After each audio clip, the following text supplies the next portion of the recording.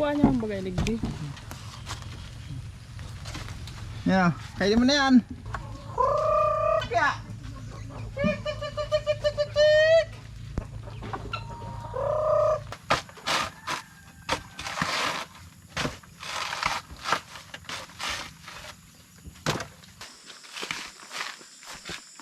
Salamat. Nilahan mo akong ilaw. Siyempre, maliklom na. Saan pinilag? Patingnan natin dyan. Diba sa ano? Ito. Yo, what's up mga kasinag? Isang magandang hapon. Katatapos ko lang mga kasinag mangawit. Tapos tipunin lahat ng niyog. Kung makapansin nyo, ito na lahat yung ating kukuprasin. Plano ko sanang balatan Andito na rin yung ginagamit ko na palawan o yung tapasan kung tawagin. Kaso lang, ayan ang ulan. Pambihira. Nakabalat na ako ng ilang piraso. Ayan nakabalat na sana ako ng 5 piraso. Kaso ayan ang ulan kaya sisilong muna tayo. Hindi muna natin yung mababalatan. Silong muna, silong. At mababasa tayo mga kasinag. Ayan na ang ulan. Ayan.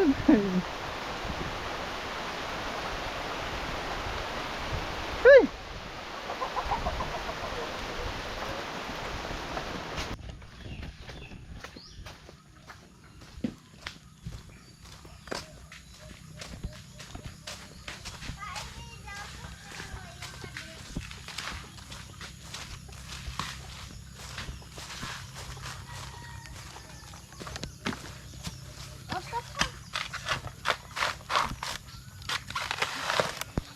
Hi.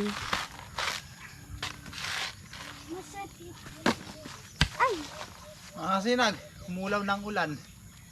Kaya balat-balatan na naman natin to. Para bukas mga kasinag, pag uminit siya, may bilad natin. Kaya dapat matapos dito ngayon.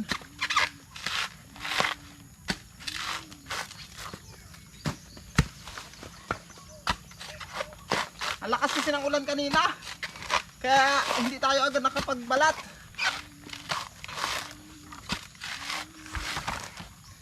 Kaya nga pala mga kasinag, marunong ba kayong gumamit ng ganito? Anong tawag sa inyo nito? Ganito lang mga kasinag, dito nyo siya tutusukin sa pinakang maumbok niyan. Diyan nyo tutusukin, ganyan tulak. Tapos ganyan, tulak. Ganyan, tulak. Ganito lang yung mga kasinag Ganyan. Medyo yung tuhod yung mga kasinag, ididikit nyo dito. Yan para hindi kayo ma-out balance. Alalay lang ganyan lang.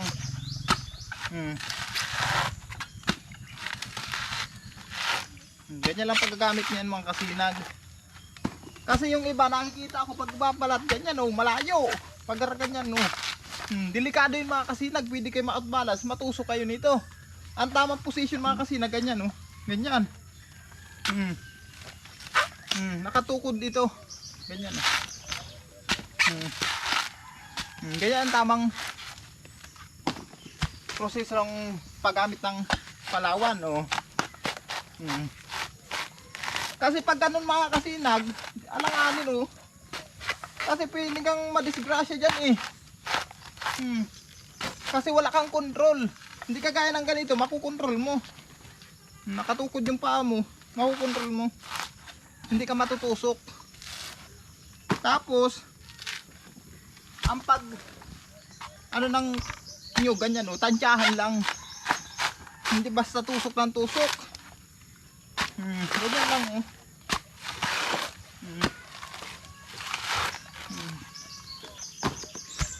Basta tutusukin nyo mga kasinag yung nyug dito. Huwag nyo tutusukin dito kasi pag ganyan tinusok, mahirapan kayong balatan. Ganyan siya Hindi kagaya nung dito, madali lang pakiton. Ganyan napakasimple lang.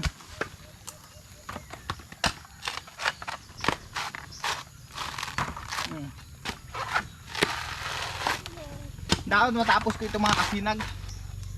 Matapos ko ngayon.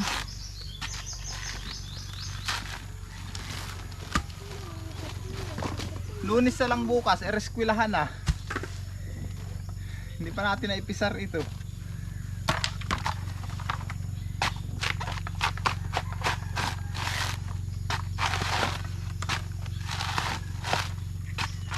Ipalabas mo pala yung ano, pagkain ni Pagaspas.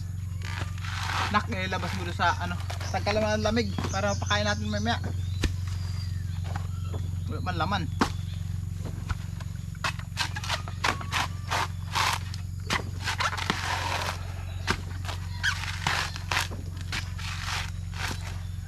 Sa maghahanap pala dyan mga kasinag kay Bagwis, marami kasi nagtatanong kung nasa si Bagwis. Yung Bagwis mga kasinag, wala pang balita. Hindi na natin nabalitaan kung nasa na. At hindi na rin po siya nakita. Kaya sa magtatanong dyan, pasensya na kayo mga kasinag ha. Sa lahat ng ating mga viewers, sa 63,000 subscribers, maraming salamat po. Na hanggang ngayon, patuloy pa rin kayong nagtitiwala at nagsusuporta sa akin. Kaya salamat po talaga.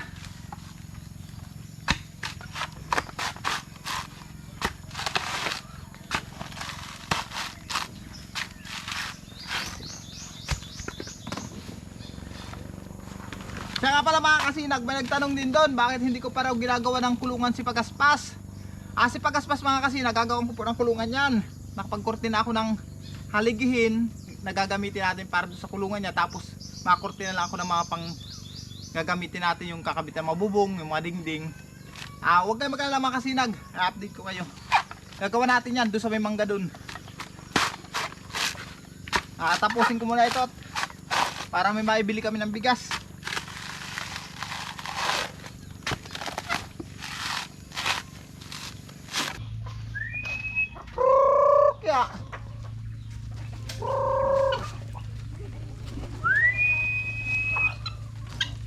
Nagpahinga muna ako mga kasinag pagbalat ng niyog. Gawa ng pakainin ko muna yung ating mga laga.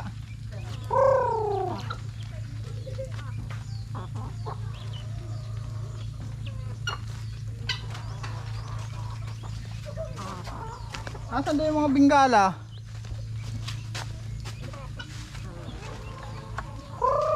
Kaya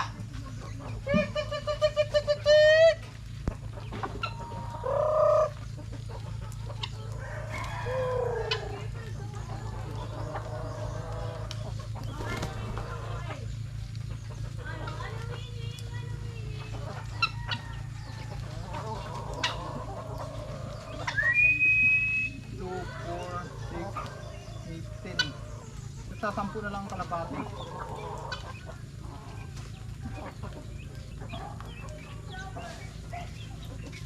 Sa iyo yung kuya manok na yan? Yan? Hindi sabihin sa akin yan. May tali sa bahay. Kasi ito, gusto ko mahuli yung isa at hindi nauwi dito. Hindi lang hinahingan, sayo katayin ko na yan. Hindi ko makita ko yun oh. Kung saan natulog, hindi ko masilpuhan. Yun. Sisahan niya talaga yan. Ito baka kuya maman ibang may Walang tambod. ganyang may tanda na ano? Kibultay. Ha? Ayan o. Ayos, sa akin nga pala talaga yan. Kasi kulong pala, kulang o. Yun pala talaga.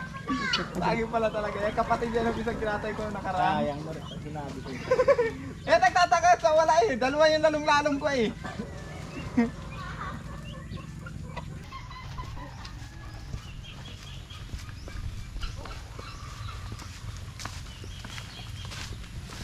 Pakainin natin mga kasi nagsipagaspas at hapon na rin naman.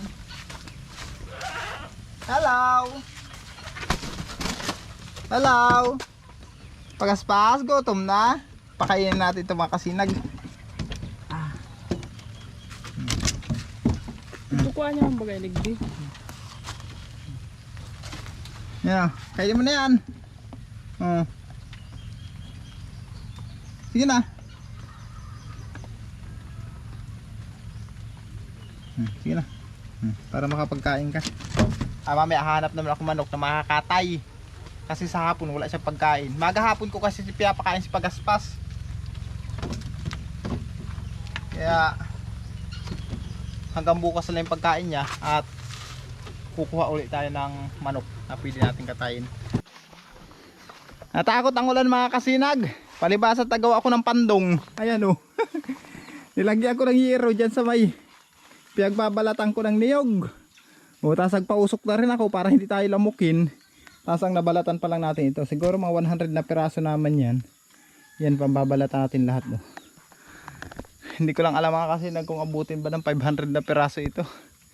Kakaunti. Pero okay lang yan. Kasi mahal naman ang kupra. Nasa 50 ang kilo ng kupra ngayon mga kasinag. Ito kasi ibibilad ko lang bukas. Lunis na kasi bukas. Hindi ko alam kung uminit bukas. Pag gumanda ang init ng panahon mga kasinag bukas hanggang hapon na bilad, malulukat ko na ito kung saan yung matatagkal ko na yung baon yan. Pag uminit ang maganda bukas. Pero kung hindi, baka sa susunod na araw pa. Magbalat naman tayo mga kasinag.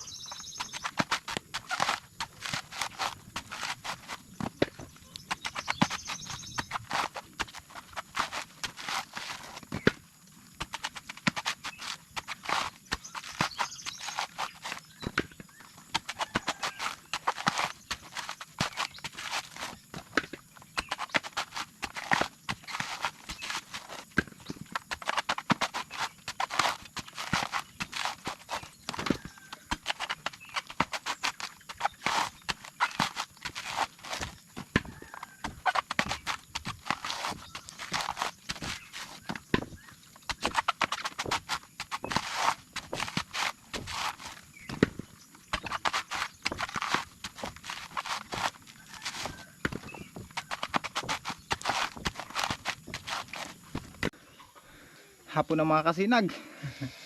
Medyo kakagat na ang dilim.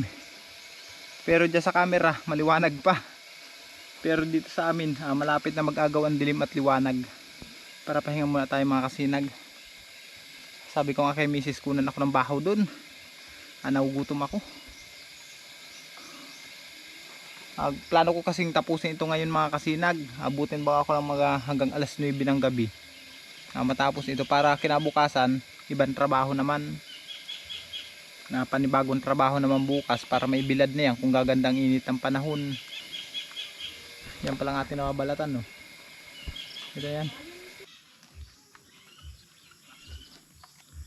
Mga kasinag, diyalan ako ni misis ang pamanggihan na yata ito, gabihan na.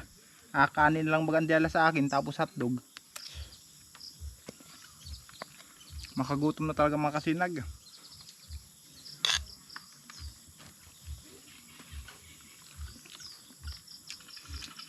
Kasi ang pagbabalat ng niyog mga kasinag, makipwersa, uubusin talagang yung lakas, hindi biro, saka makagutom pati.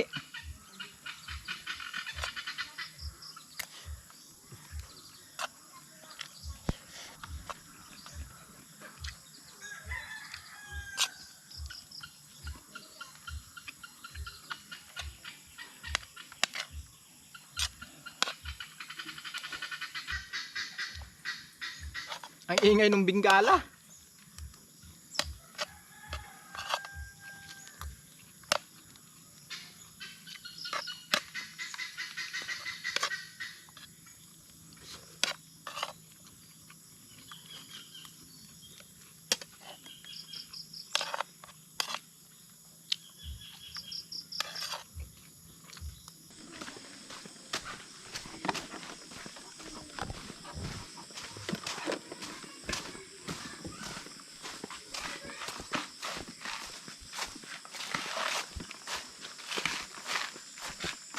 Salamat.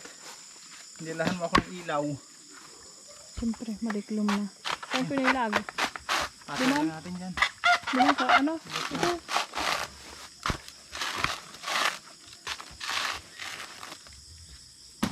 Kailangan matapos natin. Dito na natin ilagay yung solar na yan. Ako.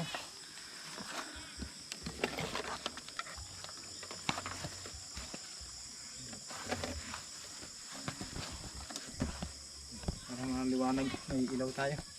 Kailangan kasi natin matapos ito mga kasinag. Para bukas, maibilad na agad natin. Kasi agawin ang panahon ngayon. Siging ulan-ulan. Pag mainit ang panahon bukas, mainsigid na maibilad agad dito.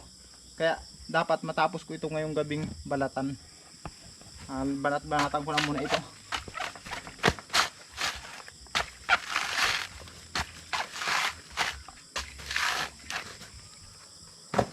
Maganda naman at maliwanag na. May solar na tayong gamit.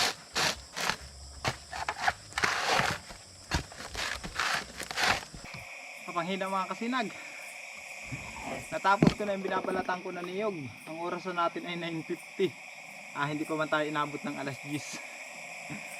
Laking pasalamat mga kasinag. Natapos din. Di kinabukasan, panibagong trabaho naman. Pagbibilad naman ito, pagbaak, pagbibilad, yan naman trabaho natin bukas mga kasinag. Ayan o, yung ating nabalatan. Ayan. May tawad pa, ayan o, maliliit. Pinahuli kong balatan niya maliliit na yung mga kasinag. Kala ko walang laman. Kahit maliliit pala siya, makapal naman yung laman. Ayan o, ganyan kakapal yung laman niya. Kahit maliliit siya, ganito ko kalaki oh. Tiyan daw yan oh. Yung iba maliit pang maigi oh. Pero makapal ang laman. Sayang naman. Kaya binalatan ko na rin at ibilad natin bukas. Ay mga kasinag, sa lahat ng ating mga viewers, subscribers, sa 63,000 subscribers na patuloy na sumusuporta sa ating YouTube channel. Mga kasinag, ito muna pong update ko sa inyo. Hanggang dito lang. Bye bye.